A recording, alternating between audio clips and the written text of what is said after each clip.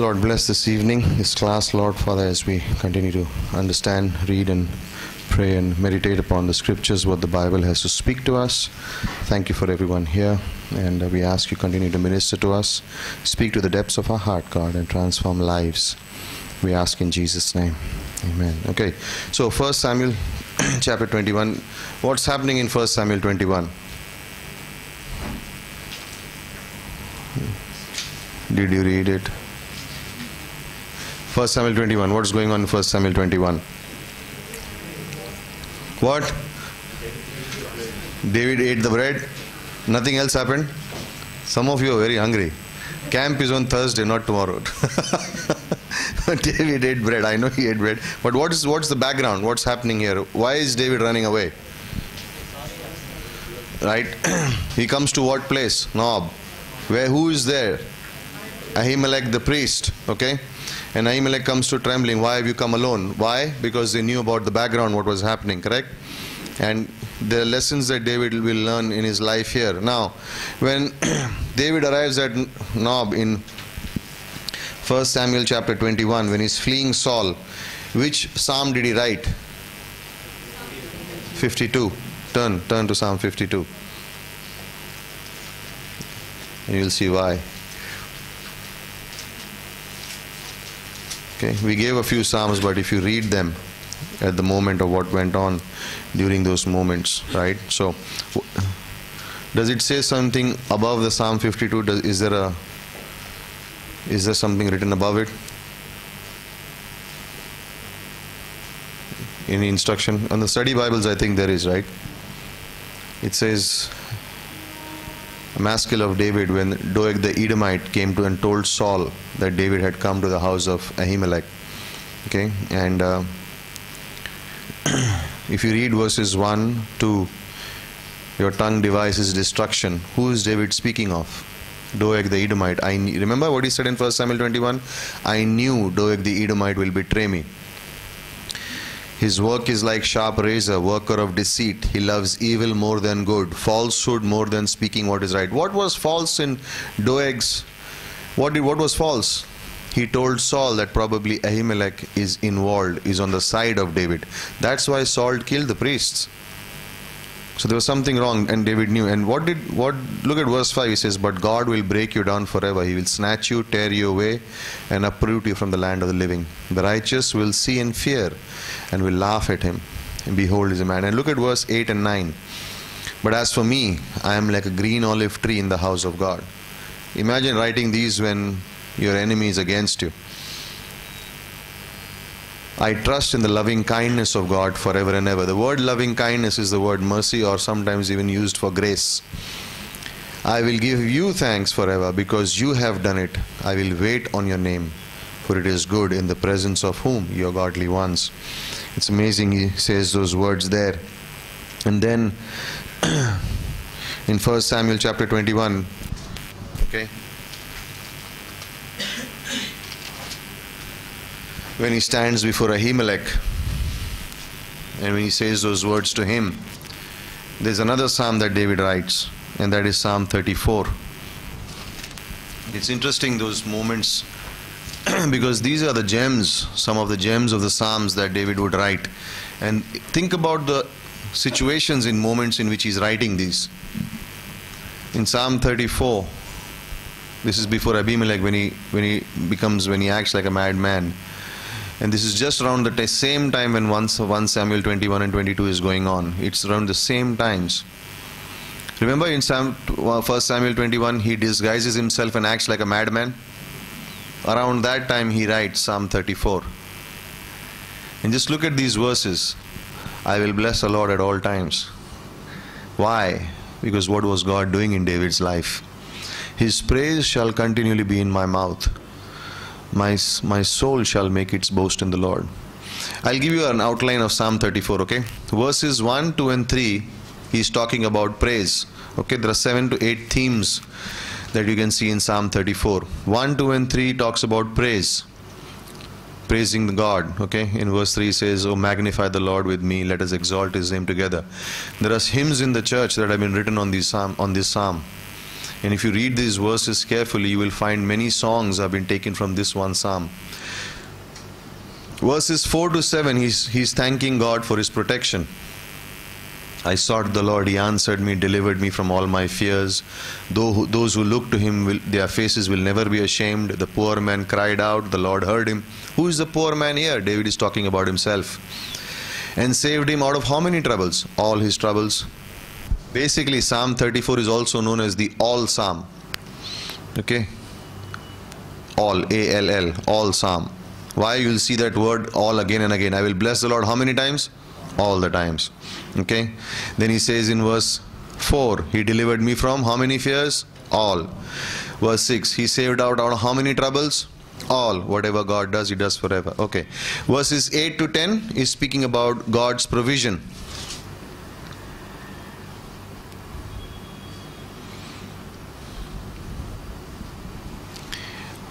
Okay, verses 11 to 17, he talks about the promises of God.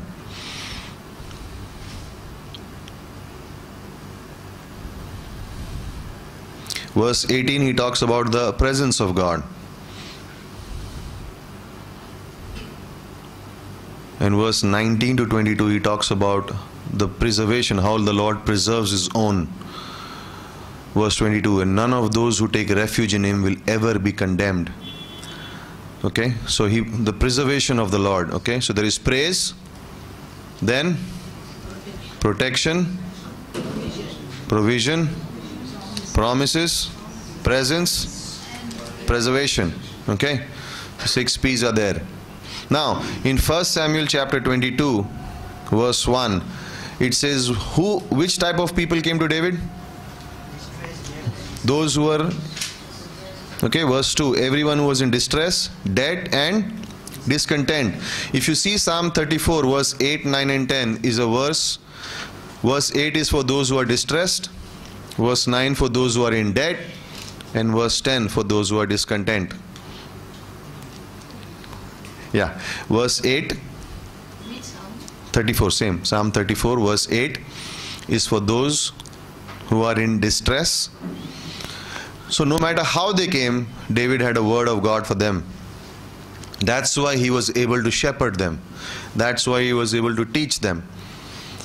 Those who are distressed, this verse ministers to them. Oh, taste and see that the Lord is good. How blessed is the man who takes refuge in him. When a man is in trouble, this verse will speak to the man. How blessed are you, those who take refuge in him. Verse 9 is for those who are in debt. Oh, fear the Lord, you his saints. For those who fear him, there is what?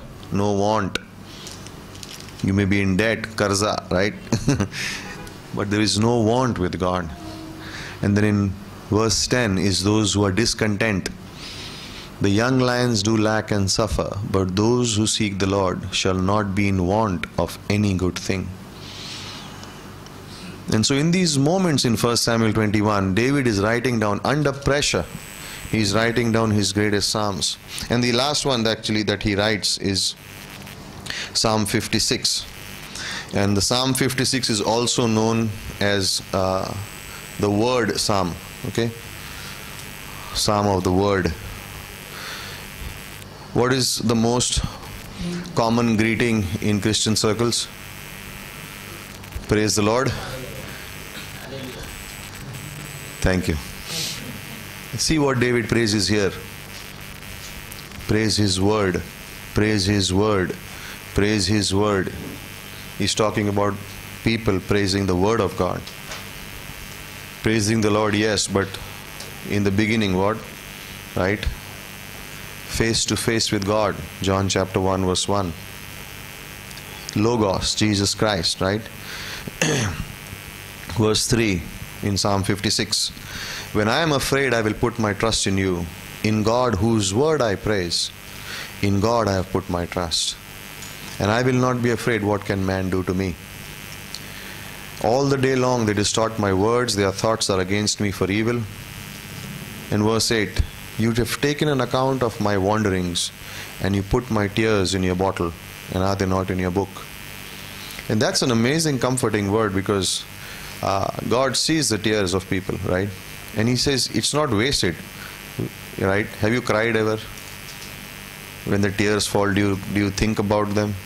You wipe them and you forget them. But it says God keeps them in a bottle.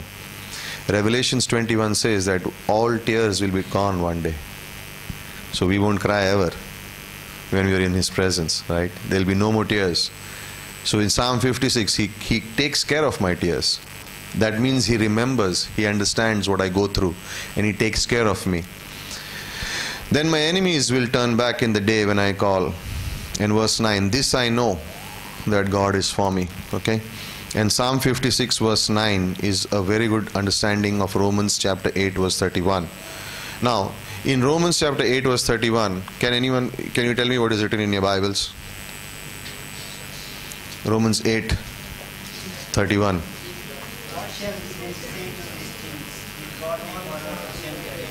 Okay, correct? The word if is not there in the original language. It is since. I mean, we spoke about that few Wednesdays ago. But the word if is not there. There is no if with God. This is the right translation. This I know. And the 831 should read, since God is for me, because God is for me, I know. It is not if, because if means what? Doubt. If God is for me. So every time believers are wondering, is God for me? If He is for me, then this will not happen. There are no ifs with God. What God says happens. If He said you are His child, happens. There is no if. So the word actually is there should be since. Since God is for you. Okay, so remember that. And then verse 10 of Psalm 56, he says, in God whose word I praise. In God whose word I praise. He's talking, it's a praise, it's praising the word Psalm. Okay, Psalm 34 is what? All Psalm. And we give you all the P's of the Psalm, 6 P's of the Psalm. Okay. And then verse 11, in God I have put my trust, I will not be afraid, what can man do to me? Your vows are binding upon me, O God. I will render thank offerings to you. You have delivered my soul from death, my feet from stumbling, so that I may walk before God. Where? In the light of the living. Okay, so there are promises that God gives them. Now, what were the 7 sources of faith we talked about? First one is what? What's the verse? Second?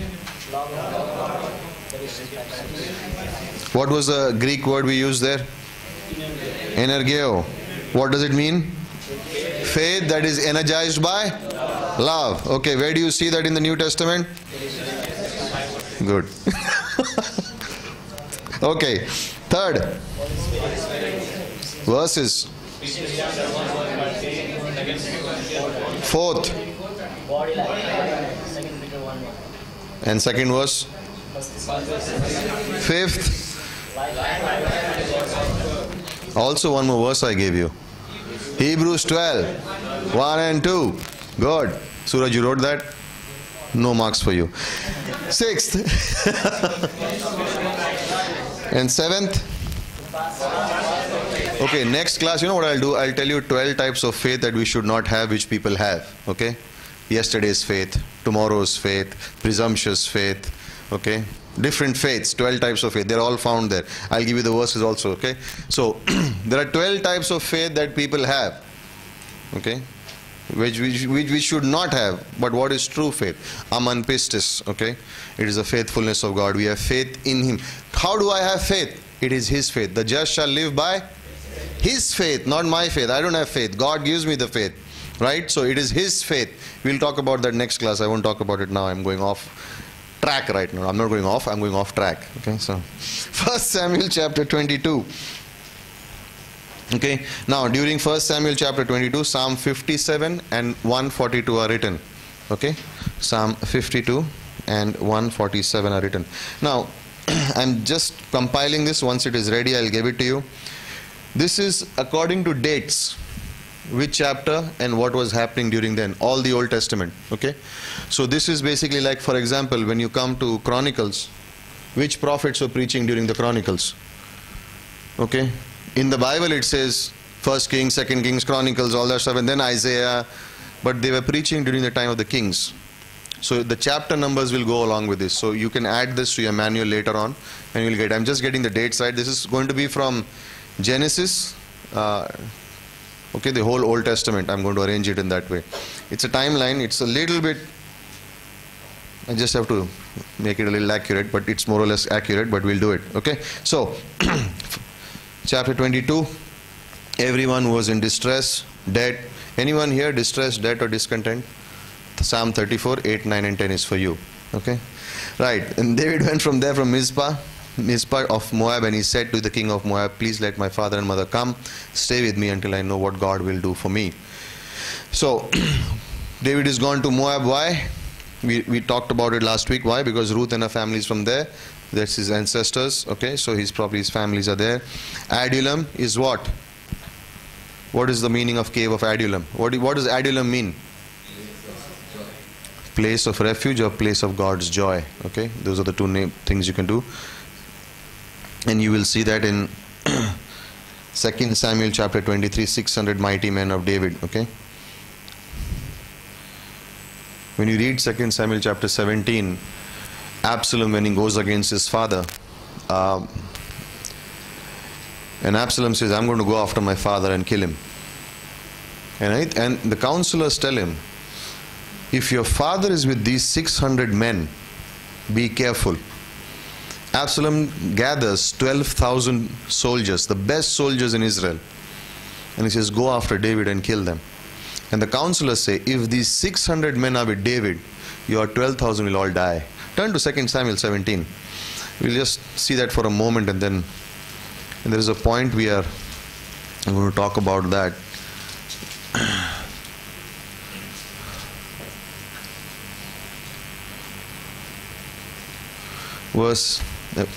In verse 1 it says, Ahithophel said to Absalom, please let me choose 12,000 men that I may arise and pursue David tonight.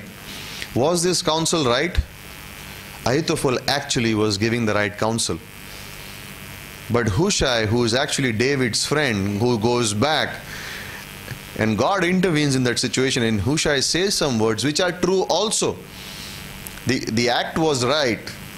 But Hushai says in verse 8, he says, you know your father and his men. They are mighty men. They are fierce, like a bear robbed of her cubs in the field. Your father is an expert in warfare, and he will not spend the night with his people. Okay? He says that, verse 9, he has now hidden himself in one of the caves, and it will be when he falls on them, whoever hears of it will say there has been a slaughter among the people who follow Absalom. And even the one who is valiant, whose heart is like a heart of a lion, will completely lose heart. For all Israel knows what your father is a mighty man, and those who are with him are what? Valiant men. Now, what happened? 1 Samuel 22, they are in debt, distress and discontent. And in 2 Samuel 17, they are mighty men, they are fierce, they are valiant men. What happened to them? How did they change? From one point, dead, distress, discontent, and in 2 Samuel 17, these men can take on 12,000 men and destroy them, like that. What happened?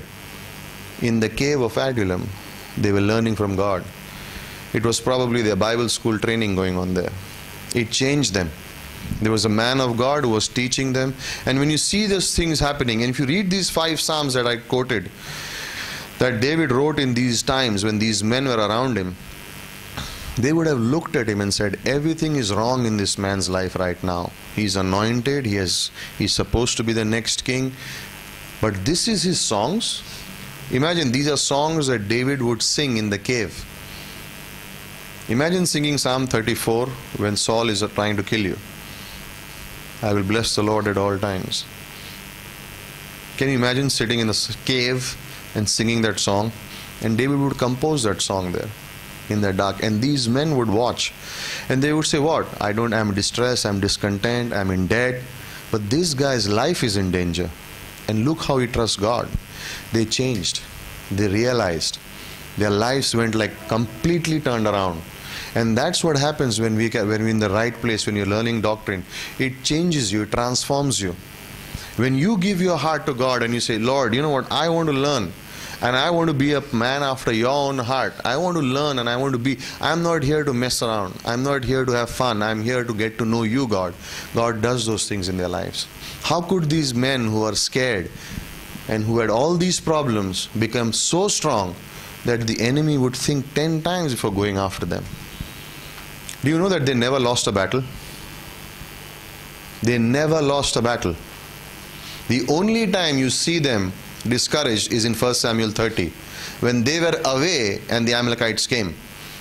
But you see what happens? Even 400 were enough for them. 200 stayed back, remember? We'll come to that in 1 Samuel 30. 200 were so tired they stayed back, and 400 defeated all the Amalekites. These men never lost a battle. They would be with David for 45 years. Not once they lost. Can you imagine that? Like, who trained them? There was a man right there who was after God. And then there were people who were following and saying, this is the walk we want. We want to be like this man. Not like saying, I want to be like that man, but I want to have that relationship with God. That no matter what goes around me, he says, God. He's scared, God, who is there like you? And I know you will give me victory. That was faith of David. It was so contagious. He was like, we'll go chapter by chapter. In every situation, everyone else is discouraged, not David. He says, bring the ephod. I'm going to talk to God. Oh, they are going to run after me. God, what should I do? It doesn't affect him. And that's you and me. Don't think only David can live that life. If your heart is set after God that way, that's a picture of you and me. If we have the life of worship, if we have the life of the Word, if we are that into the Word that much, if you are in love with God that much, if we have those things, anyone can have this walk today. Any one of us can have. Any one of us. It's our decision. The problem is our decision. Do we decide? Do I want that? Oh, but if I decide to do this, then I have to give up so many things. So what? What is more important? Did David, in 13 to 17 years that David ran in the caves, what did he lose? What did he lose? Nothing. He just gained. You know where God took him? All over Israel. Why? Someday he was going to rule those places. God was showing him, this day you rule here. Someday you're going to rule all these places. So when he would become king, he would know every nook and corner of the country. He just went up and down all Israel. Remember you saw the map that's in your handout, in your books? Why does God take him all those places? Because one day he's going to rule over that place. What did he lose? Nothing. What did he gain? Everything. Did he get the crown in the end? Yes. Did he get the soldiers in the end? Yes. Did he get the victory in the end? Yes. Why? He never left God. What was Saul's problem? He had everything, but he did not have God. He left God, and therefore he lost everything. David said, I'd rather lose everything, but I get God. Now, you remember the New Testament verse? Lose your life. And what will happen? You will gain it. Hold on to your life, you will lose it. That's the picture right here. David said, I'm losing my life.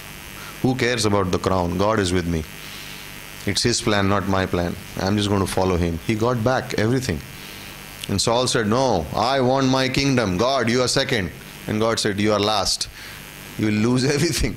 We'll see in 1 Samuel 30 how, in actually 29 and 31, how Saul would lose his crown, he will lose his army, he will lose his life, he will lose his kingdom, he will lose everything. And that's the speaking of the man who is the natural. What I mean by natural is a saved person, but who is acting like an unsaved person. And that's what the carnal believer is. In the end, they lose everything. And they think they can have everything, but they lose everything. So, remember in the New Testament, Gamaliel said this in the council. When the Jerusalem council, when they wanted to go after the apostles and said, let's kill them. And he says, if this is of God, you can't touch them. If it's not of God, they'll be destroyed on their own. But if God is involved here, you cannot do anything. Wise counsel. David's life. Gamaliel, Paul's teacher, would say that. If this is from God, he had the discernment. If it's not from God, let it be. They'll finish on their own. But if it is from God, you cannot touch them. And Paul in his writings later on in 2 Corinthians 11:18 to chapter 12 verse 10, he is in 35 different situations. In the sea, beaten up so many times, thrown into jail. All those things are there. But you know what, he talks about that. Romans 8:37. We are more than conquerors in Christ Jesus. We are way more conquerors, super conquerors in Christ Jesus. Romans 8:37. And that is what is happening right now in David's life. In 2 Samuel 22, Saul slays the priest. Right? Look at verse 7. Saul said to his servants who stood around him, "Hear now, Benjamites, will the son of Jesse also give to all of you your fields and vineyards? Will he make you all commanders of thousands? And for all of you have conspired against me." Did they conspire against him? No. But Doeg the Edomite had said something, and it seemed to Saul as if Ahimelech is on David's side. You know what is coming out here? Saul's insecurity. Everyone is against me. And what is he concerned about? Himself. Verse 8, "You have conspired against me. There is no one who discloses to me when my son makes a covenant." That should have been hint enough for Saul to understand he was off with God. My son makes a covenant with son of Jesse. There is no one of you who is sorry for me. Imagine the king saying that. Man. Or discloses to me that my son has stirred up. Then Doeg the Edomite was standing saying, "I saw the son of Jesse coming to Nob and Ahimelech the son of." He inquired of him and gave him provisions. And the king sent someone to Ahimelech the priest. And you see that here. It is all Saul's insecurity coming out. He is trying to control everything he has. He wants everything to be controlled. Verse 17, the king said to the guards, "Turn around and put the priest of the Lord to death." Can you imagine giving this command as a king? The one who is going to represent you before God. He says, kill them. He was so insecure about it, right? He was so much he wanted control, so much of it he wanted. He did not even live for God. He was just living for himself right there. And Doeg the Edomite, look at the integrity of the soldiers. They said, "We are not doing it. We are not killing the priests." They were more godly than Saul himself. They knew what Saul was saying was wrong. And they were like, "We are not going to do this," right? And Doeg assumed that Ahimelech had betrayed him, right? Was there a conspiracy against Saul at this time? It was all in his mind. He was so occupied with himself. You know what this is? Everything is mine. Nobody else should get in charge. I am in charge, I am in control, no one else. This is me. What I say will happen. If it doesn't happen, then out. This is what is going on right here. 85 priests are slaughtered. 85 priests. Right? And insecurity destroys you. When a person gets insecure, oh, someone is trying to take over. Oh, someone is better than me. Oh, someone is doing... When insecurity comes in, it will destroy the person. You know why? The person will not trust anyone around them. They are not living in relationship with God anyway. That's why they are insecure. Because they don't know God's love. They don't understand God's grace. And they are always doubting people around them. If someone does better than them, they are like, oh, he probably is trying to take over. Oh, they are trying to get better than me. Oh, I'm getting less popular, they are getting more popular. Insecurity will destroy a person. And that's why David never was insecure. He was never insecure even when his son took over the kingdom. He was so relaxed about it. He said, okay, I'm going. Shimei is throwing stones and cursing him. He says, let it be. God has probably a plan for me. And I think about it like, would I be like that? I would say, come here, I'll show you. Right? But that's what it is. David is not insecure. Why? He's secure in the Lord. That's why he's not insecure. His eyes are on God. That's why he's not insecure. Okay? And you know, we do well in our ministry. But don't take ministry so seriously and so personally that you forget the people whom you're supposed to minister.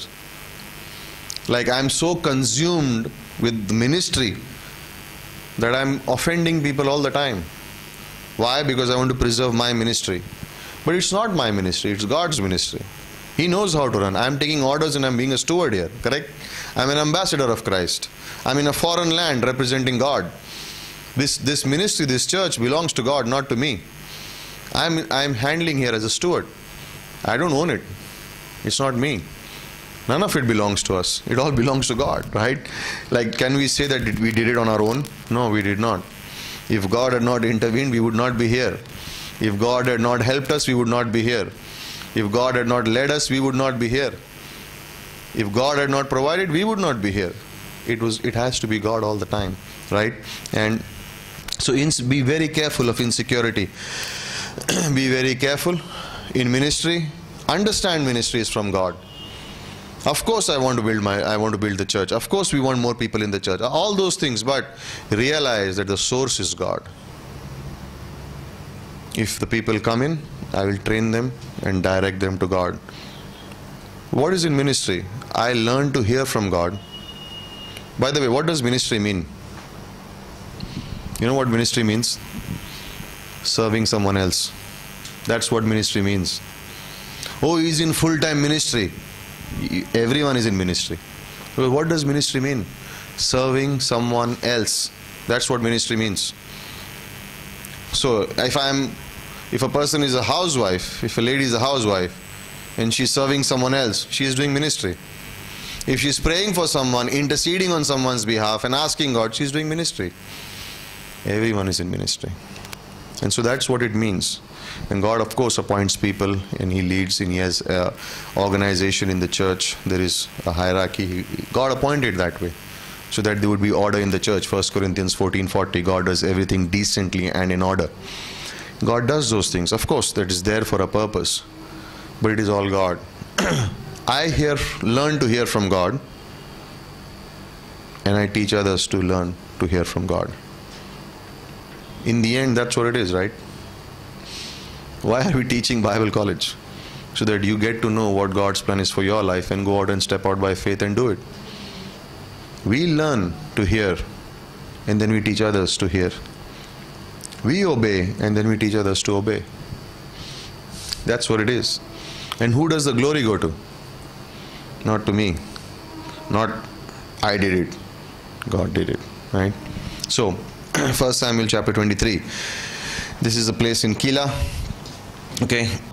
And David said, behold, the Philistines are fighting against Keilah. They are plundering the threshing floors. Okay. David is in hiding right now. Okay. This is Keilah, is about 15 miles from the Philistine border. And the Philistines would do what? They would wait till Israel does all their crops and everything, and when it would come for harvest, they would come and take away everything and go. They would plunder them. Okay. And so at Keilah we see that there. There's a border town, verse 5, betrayal. Okay. And we see in verse 2, David finds out that they are plundering the threshing floors.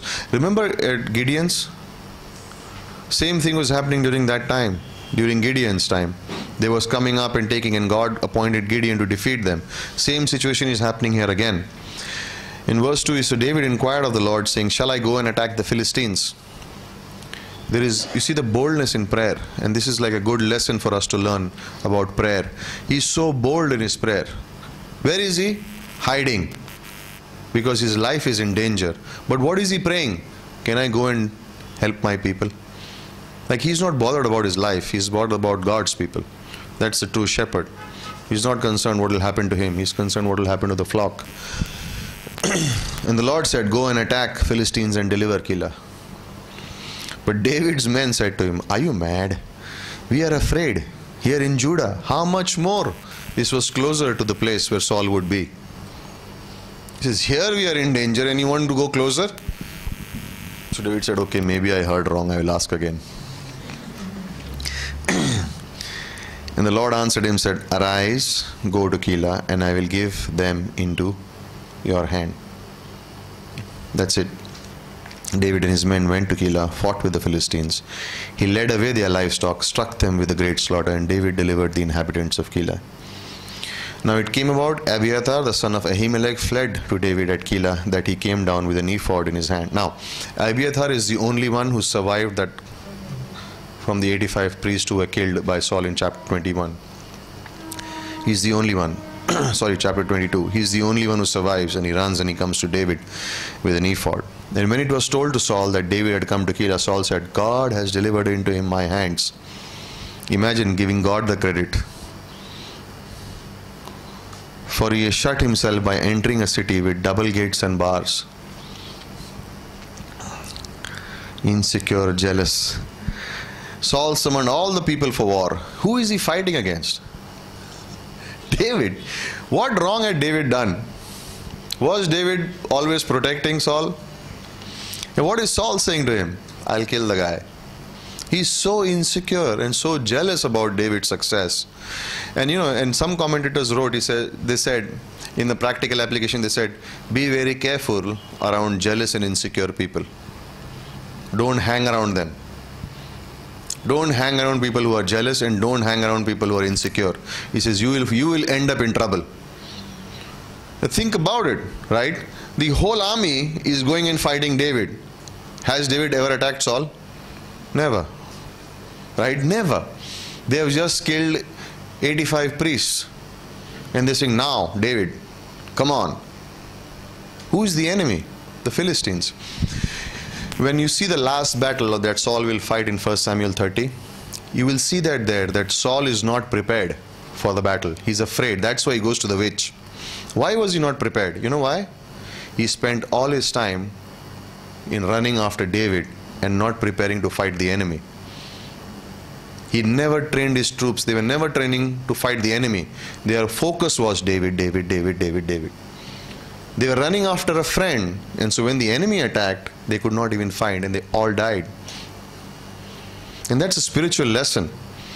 Like, I am occupied. I'm not occupied, but a person can be occupied. He's doing this in church. She's doing that in church. They are doing that in church. And they never go soul winning. And they're never out talking to people. But they're all occupied with who is saying anything against me. Are they for me? And when the spiritual battle comes, God left me. These people left me. Carnal believers. Never interested with God and the relationship. Always looking at people around. What is people doing and what are people saying, and are they on my side or not my side? If they are not on my side, they will be outside my group. If they are on my side, they will be in my group.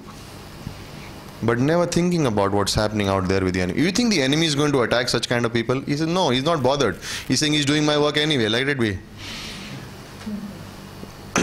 The enemy, the devil will not go after carnal believers. He says, they are already doing my work. I am the one who's supposed to sow discord, but he's already doing it. So why should I trouble him? Let him do it. He's making my work easier. Isn't it? It's true. And so guard. Cave of Adullam.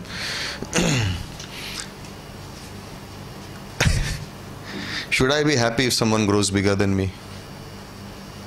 Gets more successful than me? It's easy to say yes, sitting there. But when someone really does, the flesh comes up like. If they get bigger, and someone says, what a message, I trained him.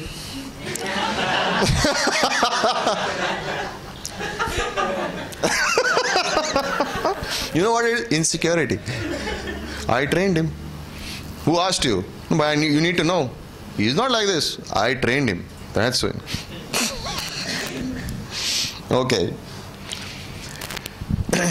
Saul had a crown, but David had the anointing. Big difference. Big difference. Saul had a crown, position. David did not have a position. He was anointed. So who was God going to work with? The anointed one. And same thing with the believer today. It doesn't matter what the position is. You are walking with God. I mean, of course, all of us are anointed. But if you are walking, you're spirit-led. Ephesians 5:18, filled with the Spirit. Filled means led and controlled by the Spirit. Okay, when you say Ephesians 5:18, be filled with the Holy Spirit of God, it does not mean the Holy Spirit leaves you and comes back. Filled word means led and controlled. You are living in the presence of the Holy Spirit. Okay, in Ephesians 4 says you can grieve the Spirit of God, which means when you disobey, when you rebel against God, the Holy Spirit stops. There is a fellowship is broken. Be filled means again and again. You can be led by God. Okay, so when you are led by God, under the influence of the Holy Spirit, your life is controlled by God. God will work with you. Simple. God will work with you. Now, you see a situation come up here. David is down here, then suddenly goes and rescues his people. Saul says, ha ha, God has given in my hand. Imagine giving God the credit. All his life of victory he never gave, but David is coming in his hand, God is sending him to me. The carnal believer, right? When they sin, when they walk in the flesh, they think God is opening a door for me. They don't realize this is Satan is deceiving them. It's the devil who's deceiving them by throwing all these thoughts in their minds, projections. That's why Ephesians 6, when you read verses 10 to 20, the armor of God, that's why those 6, 7 things mentioned there are important. The gospel. If you're soul winning, your heart will remain right on fire for God. If you're not soul winning, you will feel those problems. You need to share the gospel. Okay, so verse 11. Now verse 9, David knew that Saul was plotting evil against him, so he said to Abiathar the priest, bring the ephod. David said, O Lord God of Israel, your servant has heard for certain that Saul is seeking to come to Keilah to destroy the city of my account. Verse 11, will my men of Keilah surrender me into his hand? Will Saul come down just as your servant has heard? O Lord God of Israel, I pray, tell your servant. And the Lord said, he will come down. Then David said, will the men of Keilah surrender me into the hands of Saul? And the Lord said, they will surrender you. Why?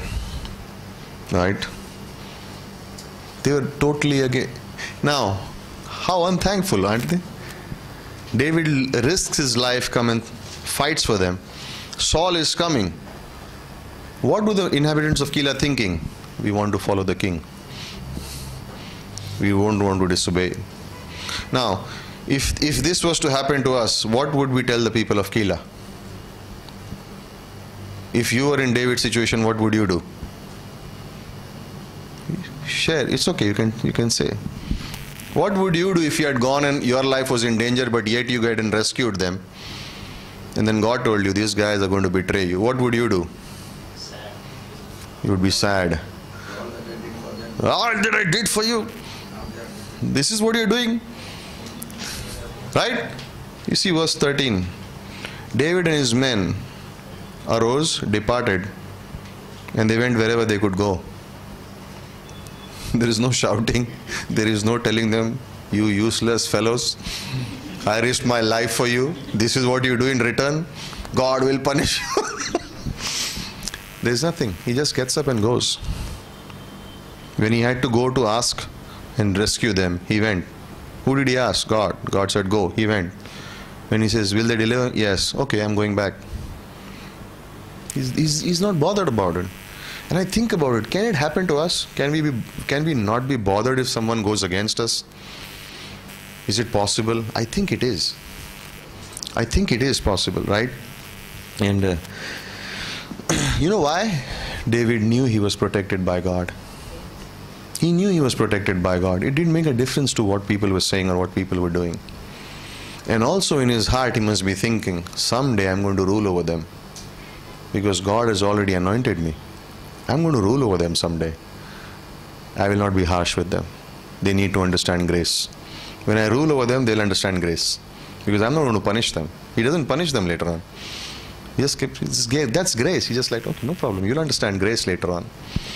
Verse 14. David strayed in the wilderness of strongholds and remained in the hill country of the wilderness of Ziph. And Saul sought him when every day. But God did not deliver him into his hand. I love that verse. God did not allow David to be delivered into Saul's hand. Can you imagine? Saul would come nearby and God would send Saul some in another direction. And David is like, thank you, one more day. Thank you, one more day. Remember this? Every day. It was not once in a while. Can you imagine a king with his army running after 600 men? Why was the army weak? They were tired running after David. So when the real battle happened, they could not face. They all died. They were too busy attacking a friend. They were too busy attacking a friend. No spiritual discernment. No spiritual discernment. I am so occupied with what my brother is doing, what my sister is doing, and are they beneficial to me? I don't have time to reach out to the lost people on the road. Verse 17. So verse 16. Jonathan, Saul's son, arose, went to David at Horesh and encouraged him. in the Lord. True friendship, right? My father is coming to kill you. I am coming to encourage you. We are brothers in Christ. That's a beautiful picture. And he said to him, do not be afraid, because the hand of Saul my father will not find you. Imagine the son saying that to his friend, like, don't worry about my father, he will not touch you.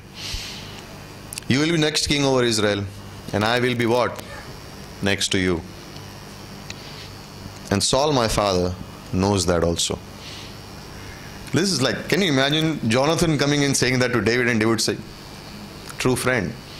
This is a friend, right? There is no sentimentality here. But there is also one mistake that Jonathan ever made in his life. You know what it was? After a 5-minute break. Okay, take a 5-minute break. We're at 7:55. Okay.